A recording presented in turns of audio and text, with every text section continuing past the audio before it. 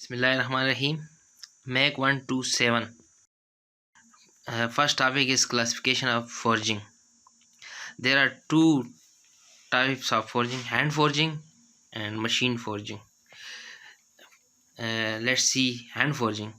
A forging made by hand on an anvil or under a power hammer without die is called hand forging.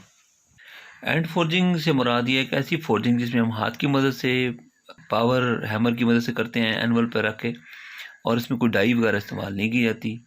इसको hand forging कहते हैं। Next is machine forging. It is also called upset forging. Upsetting process is called machine forging. Machine forging को हम upset forging भी कहते हैं।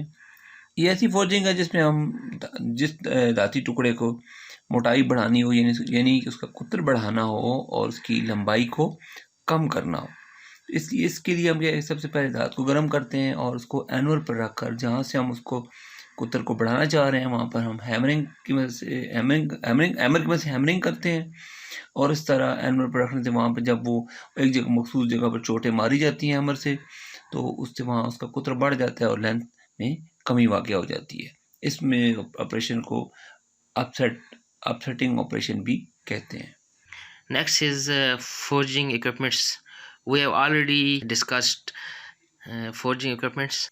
Here we will discuss forging furnace. For preheating of billets and ingots, forging furnaces are used.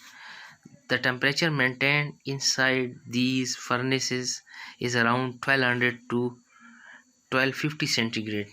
An open furnace fireplace system is used through which most of the heat is transmitted through radiation.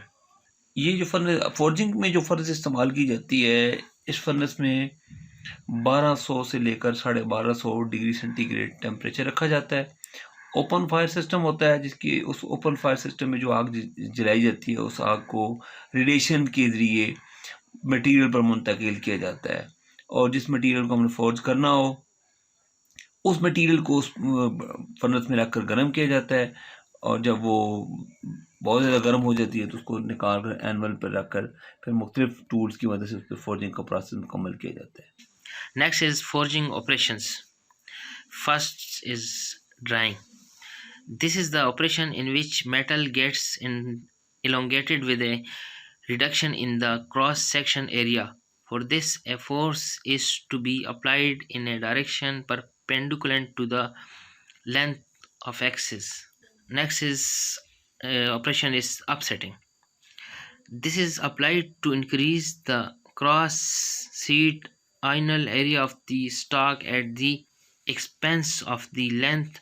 To achieve the length of upsetting, force is applied in a direction parallel to the length axis. For example, forming a bolt head. Forging operation में हम सबसे पहले drawing operation को discuss करते हैं। इस process में जिस जॉब को फोर्ज करना हो उस जॉब की लेंथ को बढ़ाया जाता है और उसके डायमीटर को कम किया जाता है। तो इस बिल्कुल ऐसे ही है जैसे अगर हम जब दांत को गर्म करते हैं फर्नेस से और निकालने के बाद एनवल पर रखकर जब उस पर फोर्जिंग हैमर्स इस्तेमाल किए जाते हैं, तो जिस जगह पे हमने फोर्जिंग हैमर की चोट लगानी है वहाँ से वो उसका क्रॉस सेक्शन एरिया अमूमी तौर पर सेंटर में वो कम हो जाता है और लेंथ इसकी बढ़ जाती है। तो इस प्रोसेस के लिए जब किसी जॉब की लेंथ बढ़ानी हो तो ये प्रोसेस यही ऑपरेशन इस्तेमाल किया जाता है।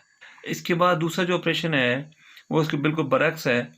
ड्राइंग में हमने देखा कि जॉब की लेंथ को बढ़ाया जाता है और डायमीटर को कम किया जाता है, जबकि अपसेटिंग ऑपरेशन में जॉब की लेंथ को कम किया जाता है और उसके डायमीटर को बढ़ाया जाता है। तो बिल्कुल इसी तरह जैसे पहले बात हो चुकी है कि हम जॉब को फर्नेस में रखते हैं और गर्म करने के बाद उसको जब एनवल पर मुंतकिल किया जाता है तो उस जहाँ पे हमने हैमरिंग करनी है वहाँ पे उसका डायमीटर जो है वो बढ़ जाएगा और लेंथ उसकी जगह से कम हो जाएगी। तो ये दो तरह के ऑपरेशन हैं। इसके अलावा और भी मुख्तलिफ ऑपरेशन होते हैं, क्योंकि हमारा टॉपिक दो पर इत्तेफाक करता है तो लिहाजा हम इसी पे इसको इस तरह देखते हैं कि एक ऑपरेशन में दांत की लेंथ को बढ़ाया जाता है, दूसरे ऑपरेशन में दांत की कुतर को बढ़ाया जाता है।